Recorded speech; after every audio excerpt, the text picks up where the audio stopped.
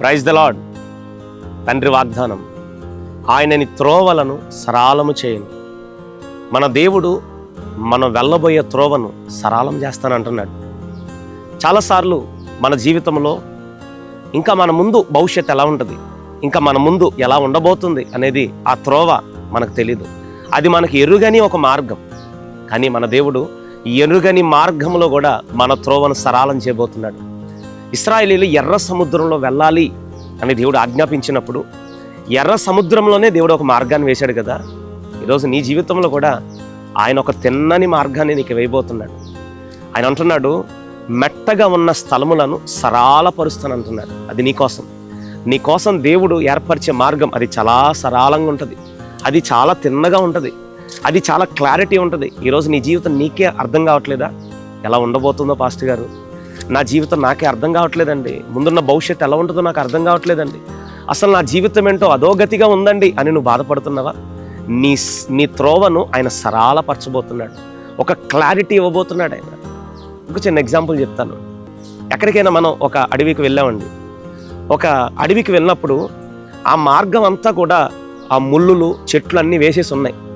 ఇప్పుడు అలా వేసినప్పుడు మనం ఆ మార్గంలో వెళ్ళగలమా? వెళ్ళలేము. ఇప్పుడు అవన్నీ క్లియర్ చేస్తే మనం ఆ మార్గంలో వెళ్ళగలం. ఇప్పుడు నీ జీవితంలో కూడా ముందు కొన్ని అడ్డుబండ్లు ఉన్నాయి. వెళ్ళాలని నీకుంది కానీ, చెయ్యాలని నీకుంది కానీ, నీ మార్గంలో కొన్ని అడ్డుబండ్లు ఉన్నాయి. కొన్ని నువ్వు వెళ్లకుండా ముళ్ళ తొప్పట్లు, గచ్చె పొదలు, కొన్ని అడ్డుబండ్లు నీ జీవితంలో నీకు ఎదురైనయా?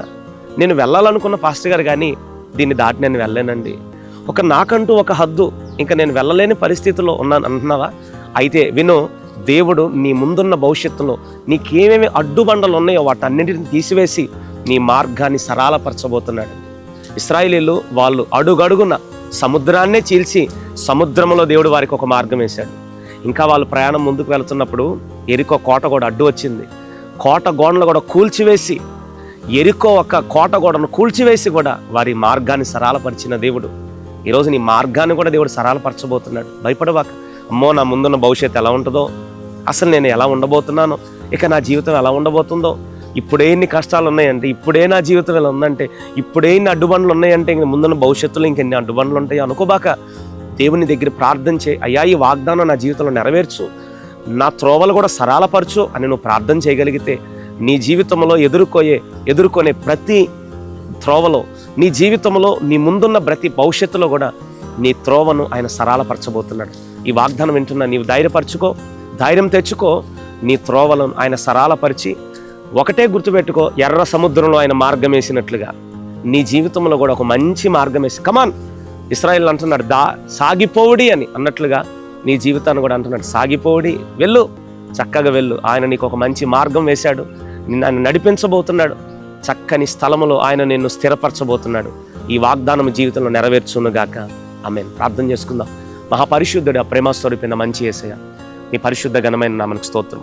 బిడ్డల వాగ్దానం వింటున్న బిడ్డల జీవితంలో వాళ్ళ మార్గాలను సరళ చేయండి ప్రభువా. ఇశ్రాయేలీయుల మార్గాన్ని సరళపరిచినట్లుగా, అయ్యా మెట్టగా ఉన్న స్థలములను సరళపరిచినట్లుగా బిడ్డల జీవితంలో వారి అడ్డుబండలు, వారు వెళ్ళాలని ఉంది కానీ వెళ్ళలేని పరిస్థితి, వారికి అడ్డుగా నిలబడిన ప్రతి ఆటంకాలు మీరు తీసివేసి వారి మార్గాలను మీరు తెరణ చేయమని ప్రభువా, వారి త్రోవను సరళపరచమని, ఈ వాగ్దానం వారి జీవితంలో నెరవేర్చమని యేసుక్రీస్తు నామమున ప్రార్థించి వేడుకుంటున్నాం తండ్రి.